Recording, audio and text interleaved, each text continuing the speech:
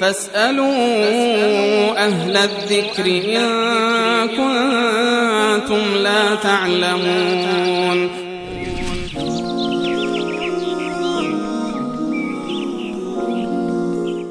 سوال بعدی بیننده که محمد از تربت جام این سوال کردن میگه که من همیشه جمعه ها بعد از ظهر سر قبر پدرم میرم.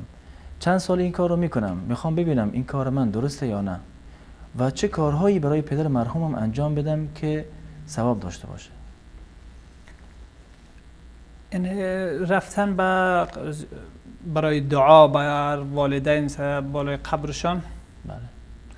و همچنین اقارب دیگری که فوت میشوند اشکال ندارد. دست رفته برای از آنها بلکه وضعیتی از آنها را به یاد میارد و قیامت هم به یاد انسان میارد و انسان متوجه میسازد که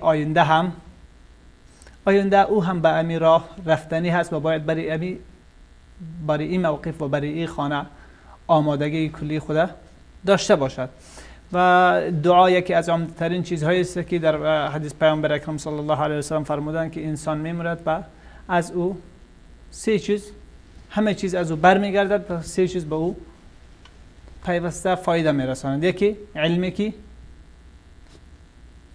به سود مردم داده و به مردم تعلیم داده، یا کاری خیری که انجام داده و صدقه جاریه هست و پیوسته تا وقتی که او باقی هست ثواب او به او میرسد. یا اولد صالح یدعو له، یا فرزند نیکی که برای او دعا کند. یعنی خیر ای همیشه به بالای قبر بوده باشد یا در نماز یا که در بعد از نماز و در عام حالات زندگی خود در جریانی رفتن در همه حالات برای از اونها دعا کند و دعای از او اثرش به او میرسد. همچنان صدقه بکنه، الله تبارک و تعالی ثواب ای را به والدین ما برسان. و همچنان اگر حج بالای اونها فرض شده باشد و موفق به حج کردن در وقتی او با تصمیم داشتن که ادا بکنن اما میسر وقت برایشان میسر نشد یا که یعنی این سال و سال دیگر اونها را به تأخیر انداخت تا که مرگ به سراغ آنها آمد، این فریضه را هم از جانب آنها باید ادا کنن ورثه ایشان بخصوص فرزندان. همچنان روزه قرض بالای آنها مانده باشد. تمامی از اینها باید ادا کنن و او برایشان ثوابش میرسد.